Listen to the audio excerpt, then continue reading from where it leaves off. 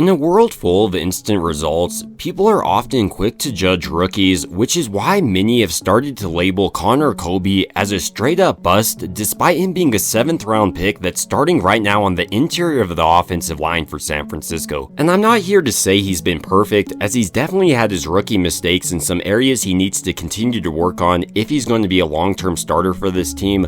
But there's a lot of positives to his game, and his film tells the same story. In this most recent Rams game, for example, he showed off nice hand usage on his pass reps, was able to pick up stunts, and in the running game, routinely made his way up to the second level. So in this video, we're going to dive a little bit more deeply into the player that is Connor Kobe, go over his strengths, as well as his weaknesses, so we can get a full understanding of the player Connor Kobe is, and why I believe a lot of people are dead wrong about him right now. Initially, to start out, I did want to examine his pass protection because while not perfect, he shows off a ton of promising techniques that frankly a lot of veterans never develop. Here on this play, for example, going against one of the better defensive linemen the Rams have to offer in Kobe Turner, he does a great job of responding to every move he has to throw at him. To start out this rep, for instance, Turner is setting up a pretty sophisticated hump move. He's driving horizontally to the left to try to get Kobe's momentum going that direction. On top of that, he tries to attack Kobe with this swipe before finally hitting him with the hump move. But Kobe here, because he is such a smart player and has pretty great hand usage, is able to stop this. To start out this play, for example, Kobe is getting into a wide base, so he's able to respond laterally to whatever 91 is trying to throw at him. He then does a nice job of timing up his initial punch with 91's rush. You can see how he's hitting him as soon as 91's engaging. He's able to even get a left underhook. But seeing 91 shoot across his face, he knows something is up. So right here, Kobe is able to disengage with his left side, and he's reading what 91 is trying to do. He sees him attack him with a hand swipe, so quickly he re-engages with his left side, which also helps mitigate this hump move. And right here, he's keeping his feet active, kick sliding back to his set point. And while 91 is driving him a little bit here, overall, Kobe keeps him away from the quarterback long enough to get this ball off,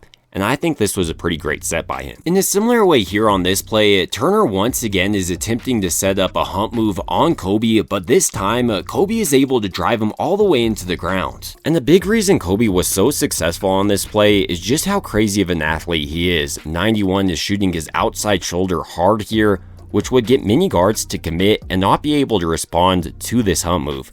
Nevertheless, Kobe identifies it, and then seeing 91 off base right there, he attacks him and then drives him all the way into the floor. Another thing about Connor Kobe's pass protection, because he played 50 games at Iowa, he's a pretty smart player, which allows him to routinely pick up stunts. To really exemplify this point, here on this play, the Rams are running a delayed stunt with these defensive tackles, first sending 91 in front of the face of Brendel, and then finally looping over the top to try to get the pressure on Mac Jones. But because Connor Kobe is such a smart player on this play, he shuts down this stunt. First, he's identifying this defensive tackle slanting in front of his face, so he helps out Brendel, and then with 91 looping over the top, he's able to respond laterally and then shut him down as well. It's also worth noting, Kobe is always looking for work throughout his rep, and because he's an extremely aware football player, he usually finds it. To really exemplify this point, here on this play, he's able to establish the double underhooks with 90, who's slanting in front of his face, but this also tells him that most likely there'll be another defensive player coming on his backside.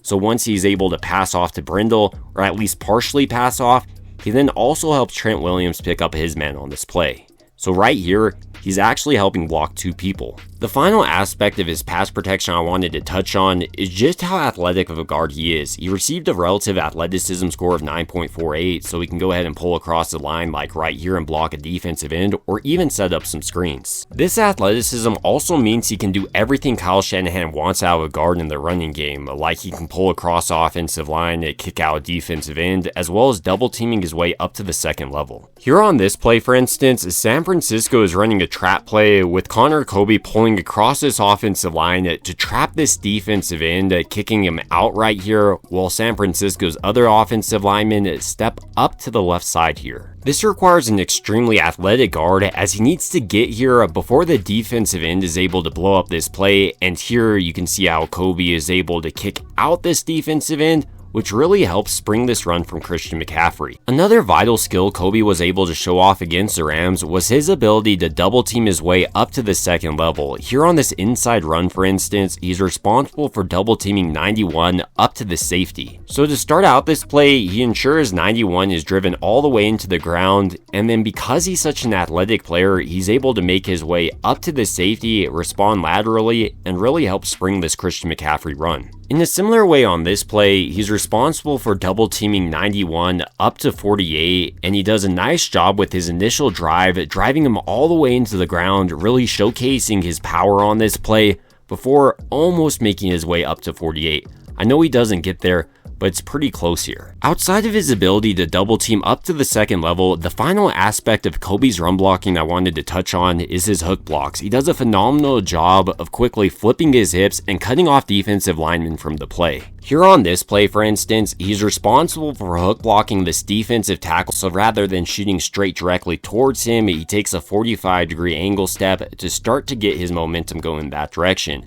But he doesn't stop there, as he keeps his feet active throughout this entire play, sliding them up the field, so he's able to create the clear hook block here that Christian McCaffrey can run behind. It's also worth noting he also shows off pretty nice grip strength on this play, as soon as he establishes this double underhook, he doesn't let it go for this entire play.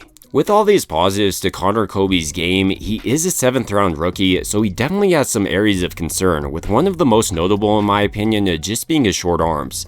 Sometimes this will allow longer armed defensive linemen to use swim moves effectively on him, and if a defensive lineman is moving outside of his frame quickly, he can get grabby, which will lead to penalties. On top of that, like most young offensive linemen, I think he needs to continue to add strength and size in an NFL weight room. Right now, he's 6'6", weighing 310 pounds, so if a shorter defensive lineman is able to get underneath his pads, he can be driven into the backfield. I'd also like to see Kobe continue to refine his play recognition. While I think for the most part he's doing a pretty solid job of recognizing stunts for a rookie, he can improve there. Finally, while he has started every single game since being called on, he has been dealing with a groin injury, so throughout the remainder of the season, he just needs to prove he can remain healthy for San Francisco's offensive line. Even with these concerns to Connor Kobe's game though, I think when you're watching his film, he shows off a lot of promising techniques, and I think if he is able to remain healthy and continue to develop throughout this season, he's going to mitigate a lot of the weaknesses you see on his film.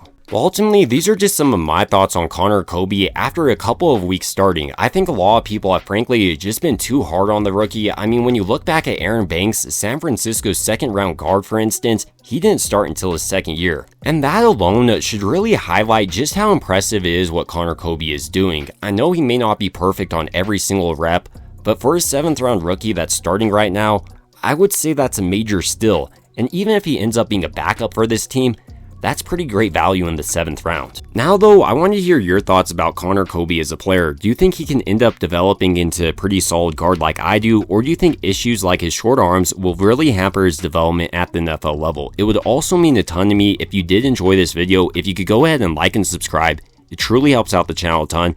And as always, I hope you guys have a great rest of your day.